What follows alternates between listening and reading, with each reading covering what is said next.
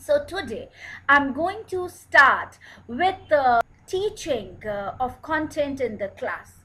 Because unless a teacher knows how to teach in a class, it is futile that whatsoever pedagogy or approach or instructional design we use in the class, it falls flat. So it is essential to know for a teacher that how we now join how we now design our class and how we teach in the class.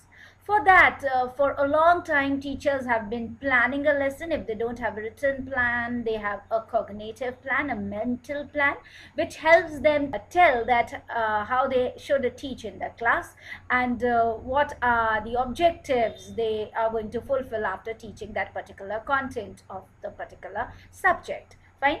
So this is called lesson planning, and lesson planning was very essential for teacher. It is very essential today also. It has always been important for a teacher to plan lesson well and to know what objectives he is fulfilling after teaching that particular content. Bloom's taxonomy for learning objective is very relevant as it deals with the three important domains. And Bloom has given taxonomy of learning domains. It means that what sort of important things a teacher should keep in mind while framing her objectives so that a teacher gets maximum output. It emphasizes on three types of learning. That is cognitive learning, that takes place in student cognitive at cognitive level, affective and psychomotor level. You can see now the cognitive level deals with the mental skills, the knowledge content. And when the teachers plan their lesson, this content is always there, and I think I won't be wrong if I say that mostly we plan only on cognitive basis. We target cognitive development of the students. It is like giving lots and lots of information to the students related to the facts, figures, increasing the knowledge. But we cannot rise above this level, which Bloom has emphasized upon. Bloom said that it is just the lowermost level, the lowest level of cognitive domain, where teachers should not be emphasizing all the time, but there are other levels also, and teacher should try in his teaching that the other levels of cognitive domain should also be covered, right? So there is a cognitive level. We will discuss about this later on. Then there is another domain, which is affective domain, which deals with the feelings, emotions, attitudes, awareness, sensitization part, the emotion part of an individual personality, emotionally how a person will react, student will react under various circumstances. And this is also very important, and I think this is very relevant in present context. My dear friends, we have been cognitively evolved a lot as knowledge, but emotionally we lack somewhere. We are sometimes hyper emotional or hypo emotional. You would have experienced hyper emotionality many times, and I think teachers are not catering to a need of students, that students need to be evolved emotionally also. If we do not take care of emotions of students, we do not teach them how to control the emotions, or we do not sensitize students against some important problems or important topics, we do not make them aware of what is of importance, I think teachers work is not completed that way. Then the third domain which Bloom talk about is psychomotor domain, developing skills in students. Because why do we go to school or college, or why do we learn so many things? So that finally we learn or develop certain skills based on which we are placed outside in this big world, and we can earn our livelihood, or we can contribute in our own ways to the growth and development of the society, our country, the entire world. So this is the basic objective which education has, to prepare an individual with his wholesome personality. It is the all-round development of a student where there is balanced growth of cognitive, affective, and psychomotor domain. But now if we target to, or we talk about the traditional classroom teaching, I find that it is only the cognitive domain, and I think you will also agree with me, you can that most of the time we have been doing cognitive development of our students. So Bloom said that when a teacher plans a lesson, he or she should write objectives based on cognitive, affective, and psychomotor domain of a student's personality in behavioral terms, so that those objectives are achieved by by teacher after teaching that particular content. This is very important, writing objectives and writing objectives in behavioral terms, so that a change in behavior is seen in the student, and we say that learning takes place when there is change in behavior. For example, if I am teaching something about pollution and my objective is to sensitize students under affective domain that student will not pollute their surroundings, my teaching points, my teaching in the class should be so oriented that I find change in students behavior, and one day I observe students picking up the papers from the ground or planting trees, or in whatever manner I have sensitized a child, I find child doing that. That will be a change in behavior, and then you can say that your objective is achieved in a real sense.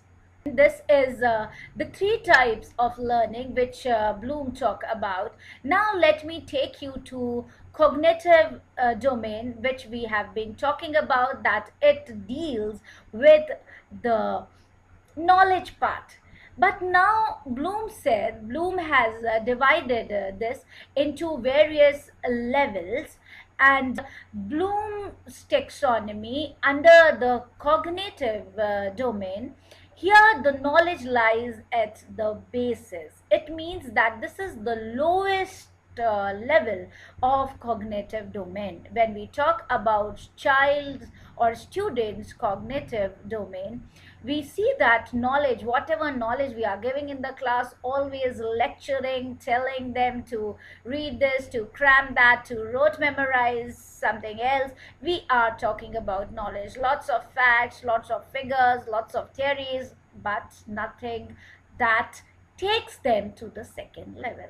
Now this second level is the comprehension level. The third level, more than this, is application level. Then we have analysis, synthesis, and evaluation. So even in cognitive domain, when we plan our lesson or we teach our students in a perfect manner, you see that we have to rise ourselves above this knowledge part. We are not even practiced or conditioned to go to the comprehension level. We do not ask, or we do not want our student to understand certain things and to produce the same, but most of the teachers want the ready-made tidbits, whatever they supply to their students, to produce them, and even they want the same answers. I've seen in the school the teachers won't give extra marks to you if you write some extra thing, or you try to write down answer yourself your own way. No, teacher will want to produce the same answer. Teacher will want you to follow the same style in solving a mathematical problem the way he has taught you in the class, or maybe there's some bias while marking also. So this is really a very sad thing that we as teachers cannot even target the comprehension level of cognitive domain of our student knowledge part. Now the comprehension level is where student begins to show that they understood the meaning what you have taught in the class. Whatever you would have taught in the class, it is very essential that student understand it, comprehend it, Like sometimes we ask our students to do comprehensive reading, comprehensive preparation of something. What is this comprehension? Comprehension is understanding the facts, the theories ourselves, so that we do not cram it, we do not rote memorize it, but we can produce it with the help of our own understanding. We understand the meaning of the same, and then we produce it. So comprehension is very, very important. Then the next level in cognitive domain is application level. Now in Bloom's taxonomy, the application level is where student moves beyond basic comprehension and begins to apply whatever they have learned. Whatever theory I have taught in the class, or whatever theories or the causes of pollution, what may cause pollution, or what are the chemical factors, biological factors, or organic factors, whatever it may be, which adds to pollution, a teacher talks about it. But finally students apply this in his day-to-day life. For example, if chlorofluorocarbons are there adding towards pollution, students themselves learn, understand what chlorofluorocarbons are, in what products chlorofluorocarbons are found, and how they can stop using the products which have these pollutants, and they finally contribute towards saving the environment. So this becomes application of what is taught in the class. Student himself will come to know about a particular thing, try to understand it, and after understanding and comprehending the same, the students start applying it in his day-to-day life. Then the level which comes after application is analysis, a wonderful level. Let us introspect ourselves, that how far our teaching helps our students to rise up to these levels of cognitive domain, which has been wonderfully given by Bloom and his co-workers. Now in analysis level is where students use their own judgment to begin analyzing the knowledge they have learned, and at this point they begin understanding the underlying structure of knowledge, and also are able to distinguish between fact and opinion. And analysis is the fourth level of the student starts analyzing. In analysis level, student will be required to go beyond knowledge and application, and actually see patterns that they can use to analyze problem. For example, now synthesis level is where students put the parts into a whole. Like now the students synthesize all the various parts taught by the teacher, put them as a whole, and understands what pollution is, comprehend what pollution is, apply it in its day-to-day life, get sensitized what pollution is, and can learn about what pollution is in a real sense. Then the highest level in cognitive domain, Bloom says, is evaluation. Now in evaluation level, students make judgment about the value of ideas, this is very important, or items, materials, and more. And this is the final level of Bloom's taxonomy pyramid, and at this level students are expected bring in all they have learned to make informed and sound evaluation of the material. Many times they have to use, now they think, they critically reflect that okay fine, why pollution, how pollution can be stopped, and whether what teacher has taught in the class is really true. They judge it to what percent, or teacher has any bias in adding something to that content, or to what extent teachers teaching is relevant, the ideas given by teachers, the value given by teachers are worthy enough to be accepted. So all this a student will evaluate. In revision, where the knowledge becomes remembering, then comprehension, understanding, application, applying, analysis, analyzing, synthesis, evaluation, and here the highest level is creating. Student is able to create something out of the knowledge that teacher has given in the class. Finally, in remembering, student can recall what is taught in the class. Understanding, he will comprehend the meaning, can translate, and can state problems in his own words. In applying, he can use a concept in a new situation. That in evaluation, the student will make judgment, and in creating, builds a structure or pattern from diverse elements. It can put parts together to form a whole, and with emphasis on creating a new meaning or structure. A new creation will be there taking place, and which will be very, very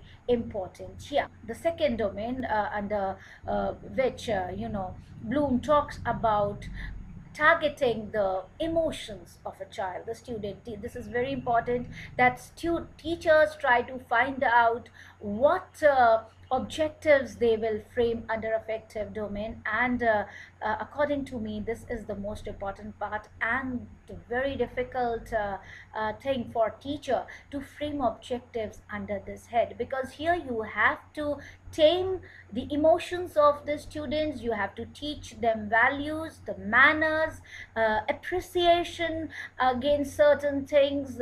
You have to create enthusiasm in them. You have to motivate them. You have to teach them positive attitude for the positive thing. So this is very important, that you create awareness and frame your objectives under affective domain in an effective manner.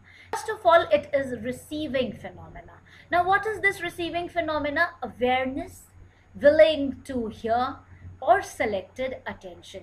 Now, the example is that listen to others with respect. For example, that teacher, how teacher can show this receiving phenomena, that teacher knows students by their name, try to address students by their names. This identifying students by their name is very important. And then the second level is of responding to phenomena.